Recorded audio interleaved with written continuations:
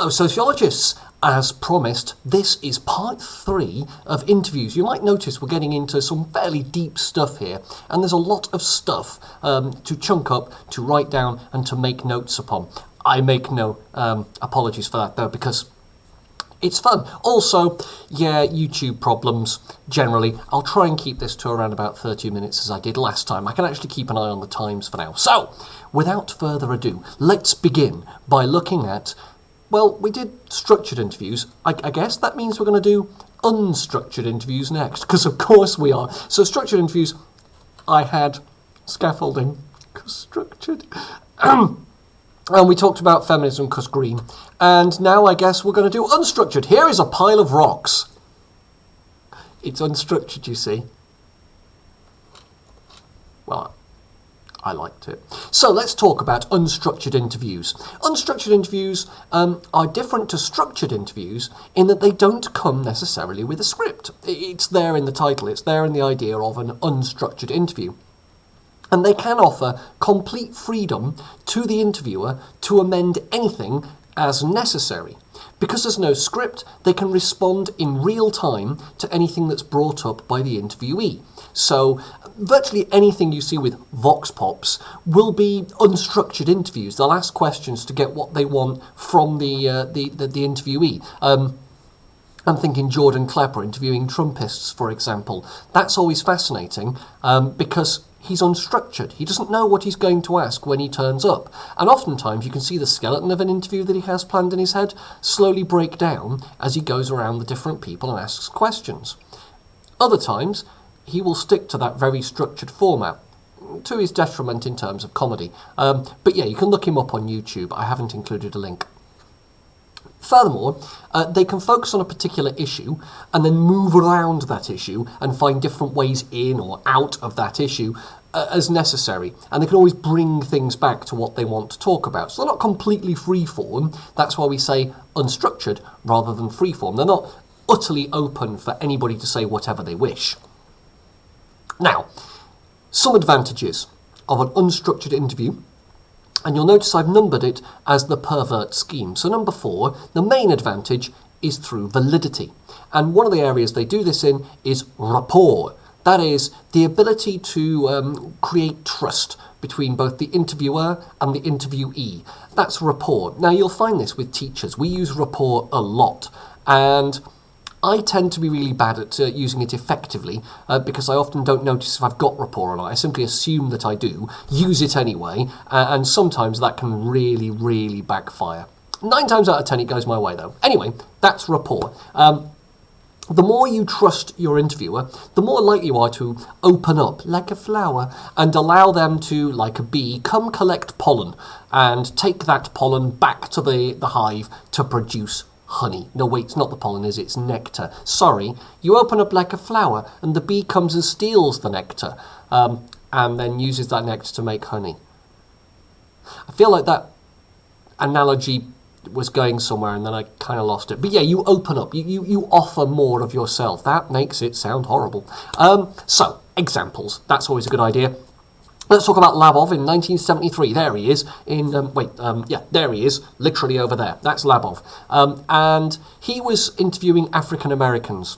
And he was looking at the development of language in children, specifically African American children. And there'd long been a view that African American children did not develop as quickly linguistically as their non-African American peers. And people were investigating why. And so what he did was he went with several students who were African American and discovered that, generally speaking, they came across as, in the American terminology, linguistically deprived. That is, they didn't seem to talk very much, and what they did say was very, very basic. However, he discovered that if he sat on the floor with them and stopped holding a clipboard and just chatted randomly and gained their attention and trust, they opened up. And suddenly, they spoke at 5 or 10 times the level they had been previously, and clearly were not linguistically deprived. Rather, they just wanted someone to meet them on their level. Therefore we can argue that rapport can improve the validity of a questionnaire. And because it's unstructured, this was something Labov was able to do. He could deviate from the script as necessary to get children to trust him a little bit more and open up, in this case by sitting on the floor, but also by asking different questions in different ways. Another example to prove the point is Dobash and Dobash. You might remember them from Families and Households. There they are, being interviewed in front of an Oxford University press. That is a serious hairstyle on Dobash. I'm not saying which one. In 1979, their study on domestic violence allowed them to get victims of domestic violence to open up in a way that they would not ordinarily have done so. So a lot of the problems with doing crime surveys about domestic violence is that people don't like talking about it, and the police, for example, don't like investigating it. Dobash and Dobash, by being more empathetic and by being able to change the questions and being able to express sympathy, were able to get more victims to talk to them about what was happening with the domestic violence, and as a consequence they're able to find information that they could actually use to explain what domestic violence was. And you might remember when we did domestic violence, Dobash and Dobash's work explained very clearly what happened, and it was this idea of threatening the man's masculinity or perceived control of a situation that usually kicks off episodes of domestic violence, implying that it's more systemic and systematic than it is down to individuals, which is fascinating, also slightly terrifying, and I speak as a man. But they also help in a different way. They help in that they allow the interviewee to set more of a tone. Because there's no script, the interviewee gets to decide what they talk more about. They get to decide which bits they can focus upon. They can't be diverted by asking a different question, or rather, if you're asking a different question, you know full well what you're doing, rather than having to move on to the next one in the list. This allows the interviewee more freedom to express their view, and, with a bit of probing on the part of the interviewer, can gain fresh insight into what's going on, and arguably, therefore, greater validity, greater truthfulness, greater utility and usefulness of the data that you gain. For example, Dean and Taylor Gooby, they're that way round in the images, so they're that way round in the images over there, in 1992, carried out unstructured interviews on unemployment in the UK. They did this in the form of 90-minute interviews, so that they fit exactly a cassette tape. You don't know what a cassette tape is, I know. They were a form of musical storage device that allowed you to record very easily, and a cassette tape came in several different sizes, the largest of which was the C90, or a 90-minute cassette. 45 minutes in, you had to turn the cassette over and record on the other side. Yes, there were two sides. Magnetic tape. So I've still got a lot of these and a tape player, but they allowed you to edit and stitch things together quite easily. Mixtapes, I believe they're referred to now. Though these days I've noticed mixtapes don't fade in and out of the tracks and often have large gaps between the music, and that's just rubbish. Anyway, I'm getting ahead of myself. The point is, they did it on 90-minute interviews because that's how long a cassette tape was. And they carried out interviews with 85 different people. And their big thing was allowing people to talk about what they thought was important. And when you're discussing things like unemployment and reasons for unemployment, getting the interviewee to talk about what they see as the reasons for their unemployment and their long-term unemployment and how that affects them can be really, really vital. You can get a lot of insight about what causes unemployment, what maintains unemployment, and what unemployment actually means by doing a bit of probing in depth, rather than trying to do it as some kind of list of questions that you're going to get specific answers to. And because they opened up over time, they found they got more information over time. So that's an interesting example as well to make the point. Another way it increases validity is through understanding and flexibility. It's easier to check whether your interviewee understands the question by, once you've got an answer, revisiting that question later on in the interview and seeing if you get a similar answer. If you use slightly different words and you get a completely different answer, that implies that the person you're interviewing didn't understand the question the first time round, or rather misunderstood what you were trying to get at, and it means you've got to change your question. And it also allows people to go back to themes. If something keeps cropping up, you can spot that in the course of the interview and go back to it. And that can be helpful in terms of understanding how the interviewee sees that theme developing and why they keep going back to it. Is it something that's relevant to your research, or is it something that's relevant to this one individual? And that can be really helpful when you go on to further research or further interviews to work out whether or not it's something you need to introduce. Furthermore, if a question is misunderstood, and it's obviously misunderstood, there are multiple ways you can do explanations. In a structured interview, you're given a script, and you've got to kind of follow that script. And if they don't understand the first explanation, sometimes that's it, that's all you can do. Whereas in an unstructured interview, if your interviewee doesn't understand a particular question, you get time to talk around it, you get time to give analogies. Consider me doing these lectures on video, and consider what would happen in a classroom. It would be very much an unstructured interview. I'd ramble for a bit, ask you a question, you'd give me some answers, and I'd know whether or not you understood the bits I've been rambling about previously. That's not always possible, especially with remote learning, though I am kind of relying on the comments that fly back and the questions that I get to work out whether or not I'm being effective. It's why we do the assessments too. And generally speaking, we're doing all right. Generally speaking, I mean, you're doing fine. I have to adapt what I'm doing to make sure you understand it. It's not your fault, it's mine. Also, you can ask follow-up questions to clarify a response. So you might get an idea, oh yeah, no, that's really interesting, but I don't know what you mean by that. I'll ask you another question. And we do that in classrooms all the time. Again, this unstructured interview technique, I do Socratic questioning, which is a form of interview if you think about it. And so when I ask a question and you give an answer, 9 times out of 10 I'll come back with another question. I know some people find that really irritating, but generally speaking it's so that you can clarify your answer. Whether or not I agree with it is immaterial. I will challenge answers I agree with just as much as I challenge answers I don't. But that is what is allowed here. It allows for greater understanding on the part of the interviewee and the interviewer of what's going on and what's being revealed in that interview. And I'm hoping you can see why that would be useful and valid information to have as a sociologist when you're researching, well, anything really. There's also flexibility. You can respond to the responses in an unstructured interview in a way that you can't in a structured interview.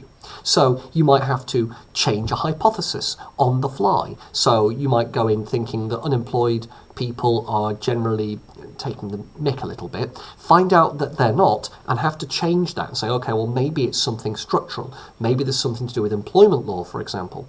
And then you might have to change that hypothesis and go, well, maybe it's down to socioeconomic background, maybe it's down to perception of jobs, maybe it's different for different groups of people. And then, within that same interview, you can then test that hypothesis as you go. So, is it this? Let's ask some questions and find out. Well, it doesn't appear to be. Maybe it's something else, and so on and so forth. That's what an unstructured interview allows you to do. It's far more responsive, and therefore flexible, than a structured interview. I mean, the difficulty is you can't repeat that. You might notice sometimes when I do lessons the same over several years. I mean, I don't know how aware of it you are, but a lot of my lessons, for example, follow the same format once I've built the PowerPoint. And you can probably spot the older ones when something flashes up and then I'll tell a joke before moving on to the next box, because the box flashes up, makes a reference to a joke that I told in a previous lesson, and it reminds me to tell the joke. You might have spotted that in some of the earlier stuff on families and households. Also, there's adaptability. It allows researchers to find out about a topic, to learn as they go along. So maybe you're going into an area you know little about anyway. You don't know what the hypotheses could be because you don't know enough about the area. So you go in, you hold some unstructured interviews, and you get a feel for what you're talking about, and you go, oh, these are the things I need to discuss. So unstructured interviews are often used as a start point for further research by many sociologists. If you want to learn about social issues and you want to learn about relationships between groups or people in society, or even just about how society works generally, then it pays to go in and just ask the people involved and see what turns up. Of course it does. That makes sense. And so one of the easiest ways you have of setting that up is an unstructured interview, because it allows you to ask certain questions and work out what's valid, what's not, what's necessary, what isn't, what to focus on and what to ignore. But there are some problems with unstructured interviews. And the first problem arrives with practicalities. Note how it's numbered 1, because again we're going back to that pervert scale. So the first one, the first P, there's only one P in pervert. Don't make jokes about that. Is practicalities. So for example, with an unstructured interview, one of the problems you have is practicalities in terms of time and sample size. Going back to that Dean and Taylor Gooby example, over on, down there at the bottom, you'll notice they only interviewed 85 people. That's 85 examples of 90 minutes of interview. That is a lot of material, but still only 85 as a sample size. We talked about sample sizes. If they're too small and not well chosen enough, how do you generalise the results that you've got? What can you do with that information? So because they're so lengthy, 90 minutes, and that's quite short for an unstructured interview, it limits the numbers of people you can reasonably and realistically interview.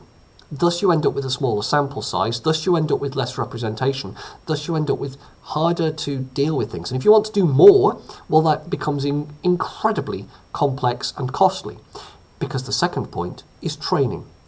You've got to thoroughly train your interviewers. Oftentimes researchers will rely on themselves because there's no need to train anyone else, and they literally lack the funding. If you're lucky enough to get funding, you're going to have to make sure that every single one of your interviewers has the skills required to guide an unstructured interview and to focus on what's important for your research. And they might not know, and they might need training, and that's going to take time, and it's going to be difficult to do, and they might still go off piste because humans. And that leads to a lot of cost, and also leads to ethics. I mean, quite apart from the idea, I'm just going to double check because I can't quite remember what the textbook says, but quite apart from the idea that you've got to get them to be sensitive to things, there's also the problem that, where am I going? Oh, come back. I've lost it. There's also the problem of pre-coded responses. There's also the problem of, well, what if they're vulnerable? What if the people you're interviewing require special training in order to be dealt with? And what do you have to do if you find something out in an interview? Do you have to then inform them so they can give informed consent about what they've just revealed? This can lead to potential ethical problems. I don't think that's what I was originally dealing with, but it'll do for now. Basically, you need an interviewer who knows what they're doing. They need to have gone into some form of sociology and understands what they're talking about. You can't just have any old Yahoo turn up, no matter how good their interpersonal skills, and then carry out an unstructured interview on a topic you want to learn about. It won't work terribly well. Speaking of interpersonal skills, these are vital. They're essential. Without them, you can't do this. If you're unable to talk to someone else on their level, for example, sitting on the floor, lab off even noticing that, and noticing that it would make a difference, that's quite a leap. Most people don't make that kind of leap. Think in terms of parenting, going back to families and households, if you permit me. As a parent, therefore my views are better. No, as a parent, I got the opportunity to observe other parents. It has never occurred to me to do otherwise with children. When you want to talk to a child, get down on their level. They're young, especially children under the age of, say, 5. They're young, they're moving around, they're not looking at you, they don't know that the social expectation is that they stop what they're doing and pay attention to their parent. So if I want to talk to a child and I want to make sure they've heard me, I go right down to their level, I look them in the eye, and then I talk. You'll notice I use that in teaching too. For someone who doesn't do a lot of eye contact, I'm very good at faking it. Even now, I don't know if you've noticed, but my eyes do flick away from that camera because I'm trying to focus on it and autism. But the idea of getting in someone's face to make sure they've heard you is, to me, perfectly logical. But it's not intuitive to most parents. I watched a lot of parents who had to learn that skill because it never occurred to them. And why would it? Unless you're used to talking to children, unless you think about that sort of thing regularly, why would it occur to you? You're used to people just responding to you. One of the other things I've got, one of the problems I have that you may have noticed is I don't use names. I tend to talk in people's direction and hope they pick up that I'm talking to them. You can't really do that with young children, short of literally getting in their way and getting in their face, which arguably is why I do it with children. So, my children, I mean, not just any old child. I'm not stopping people on the street. Though I have noticed that I do have a contrast-friendly face with dark hair and light-ish skin. So you get the idea. It's not the right colour, though. It's a bit weird and yellowy. Not sure whether that's turning up. I can change the colour of the screen. Anyway, I'm going off on one. The point is, interpersonal skills like this are hard to learn, and hard to use and know how to deploy. And not everybody has them. I'm not sure I do. There's also quantification in terms of practicalities. Because there's no pre-coded answers, because everything is very open-ended, how on earth do you use the data? What do you do with it? You've got 85 90-minute tapes on unemployment. What does that tell you? How do you bring that data together and put it into a package that you can then use for research? You can't just pick out random quotes and assume that they're going to support things because, oh, it's just indicative. How do you prove it's indicative? How do you prove that that's what it says it is? And that brings me on to the next point, which I've already hinted at, this idea of representativeness. Small numbers in a small sample leads to obvious problems about how many people you actually cover and whether or not you're covering everybody in that area or in that sociological aspect you want to discuss. What have you missed? What might you not be picking up because your sample size is so small? And it means you can't necessarily generalise terribly easily. Dobash and Dobash's research was very interesting, but could it be generalised outside of Scotland? Hard to say. Labov's explanations were very interesting, but is that just where he did his research? Would it be different if he did it elsewhere? Can't generalise. It's hard. Which brings me on to the problem with validity. And I'm going to say social interaction. There's the whole problem that interviews are seen as a social interaction. And social interactions, as I will explain in a moment, or probably in the next lesson, we'll see how we go, are difficult. They carry with them their own set of expectations and understandings on the part of the interviewer and the interviewee, which warp and change how that situation develops. And you might notice it yourself. We're getting into proper sociology now. It's fun. This is the stuff I like. Yeah, that's the end of those problems. That's all unstructured interviews. And then that box should go, but it doesn't because I'm... Oh, damn it, I've broken again. We finish with theoretical issues. And once again, I've split it into two because, well, you know, if it works once, why not again? Let's start with the positivists. Same sign as before. I like a bit of continuity. So positive views are that structured interviews are pretty darn groovy. Yes, I said groovy. They're like tubular. Yeah, I know, I'm going 90s. Rad. Hang loose. I don't even know anymore. Why? Because they're reliable, they're generalisable, and they're representative. So they're reliable because you can do them again. Anybody can carry out a structured interview and come up with similar responses, therefore proving that they are what they say they are. They're generalisable because the sample size is so large, you can then generalise it to the whole of society and make sense of it. And they're representative because the sample size is so large, you can generalise the whole lot of it. Standardised questions and answers are easily replicated. That is, anyone can go in and do them again. Pre-coded responses allow for quantitative data, charts, bar charts, figures, graphs, totals, lines. These are things that make me very happy. They give me a fimbly feeling. No one knows the fimbles, Mr. Atkinson. Move on. They allow the researcher to establish relationship, to measure behaviours, and to identify trends in society and how they work, which is really useful as a sociologist because that's what we're all about. That's what sociology is. It's understanding why society behaves the way it does and to work out what that actually means in practice. And it's easily scalable. You can change the size and scope as much as you like because once you've got your script, once you have your recipe, you can apply that to anything. You can apply that to any number of researchers who can follow your advice. You can apply that to any number of areas to research to follow that advice. And you'll find relatively comparable data that will allow you to decide what effects are being had in different areas of society and what effects are being had even geographically or across time. Structured interviews, therefore, for positivists are great because they're almost scientific in their output. And by scientific, I mean you can boil it down into numbers and they are immutable and unchangeable. But also, no! The interpretivists. Interpretivists argue that actually, no. See, unstructured interviews rule okay.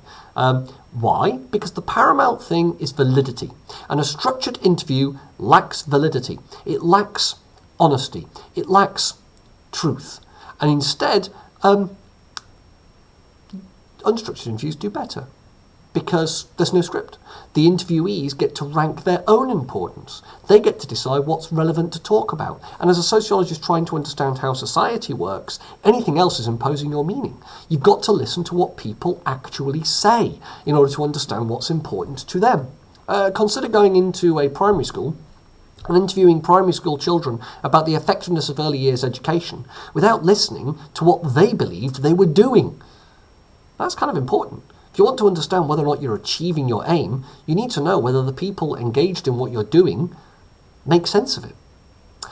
Open-ended questions allow respondents to express themselves. It's one-on-one. Express yourself. It can be done. I'm quoting the 1990 England song. Is it Italian 90? Sol Campbell was in it. He does a little rap.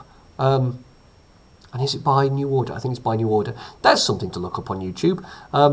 Express yourself. I think it's 1990. I'm sorry. No one cares. Move on. The point is, they can say what they like, and they can say what is relevant to them, and the researcher can pick up on that and use it in their research to explain things. So Pete Brown, for example, did a survey about pubs. Not the survey I was referring to earlier, which was fascinating. I loved it. But a survey on what local communities thought of their pubs.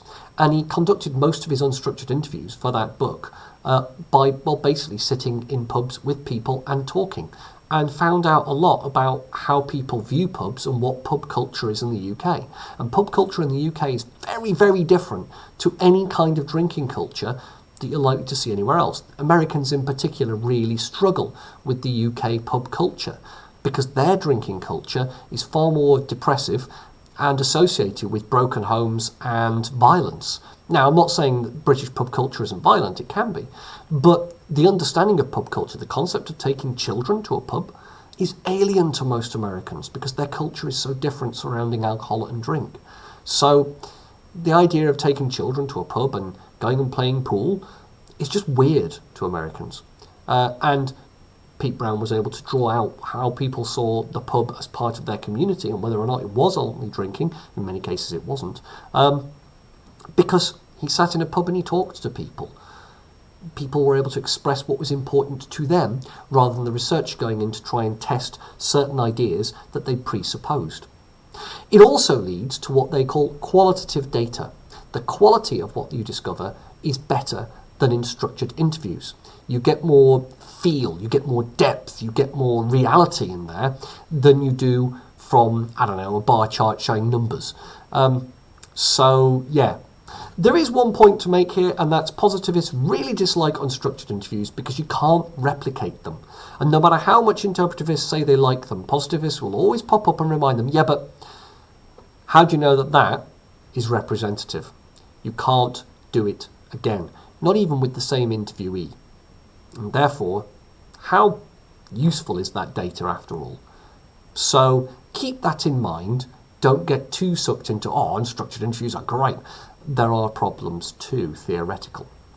So I'm hoping that covers the T in pervert, and you now have enough, if you wanted, to rearrange all your notes into a clear pervert.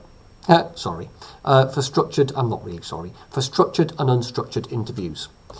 What we're going to move on to next is interviews as a social interaction, but I notice that we've got 28 minutes of this video gone so far. So I'm going to pause here, and I'll come back to that, I guess, for part 4. We'll do methods in context after that, and then we'll have the standard way of doing things. Now, you'll notice that we're getting close to half term here, so you need to know a roadmap of where we're going next. I'll have maybe 2 more lessons on interviews. It's a fairly lengthy topic. It's the largest of all the sections we do. There'll be 2 more lessons on that. One where we talk about the social interaction and begin talking about methods in context, and one where we finish off methods in context. Then there'll be a practice. Then we'll do secondary documents, which is my other favourite. I like it because I'm a historian and I can't help it. So that's where we're heading. But the thing to take home here is you've got the pervert for both structured and unstructured interviews, and if possible, you can also make sure you compare structured to unstructured interviews. When it comes to theoretical ideas, you've got positivists and interpretivists. You've got a series of examples, and remember, you can bend those however you wish. And when we talk about the interview as a social interaction, I will give you more examples to throw at any kind of general question, the 10 marker, if you will. For a 20 marker, I'm relying on your notes on education to fill in any blanks that I leave, but also I will provide you with some hints and tips about which ones to use, because like last time when we talked about questionnaires, there are some examples that I'll talk about. But ultimately, you are the experts in that. All of which brings me to approximately 30 minutes, and therefore the end of this video, because I'm going to try and stick to what you said was useful timings for you. And this has been, I'm really quite enjoying this. Do let me know if they're still working. Let me know if I've slowed down too much. I mean, if I have, I guess you just play the videos at 1.5 speed because they're on YouTube. It's what I do these days. And if I'm really hurrying, I now put them in 2 times speed. I dread to think how quick I must sound. I don't play my videos back unless I'm looking for problems, because let's just say I'm glad I'm not you. Anywho, because you have to watch this face and I don't have to. Have a lovely rest of your day, Year 12s. I hope this has been useful and entertaining, and I will see you in the next video. Do keep commenting if there are any problems, and yeah, that's it really. I will see you in the next video.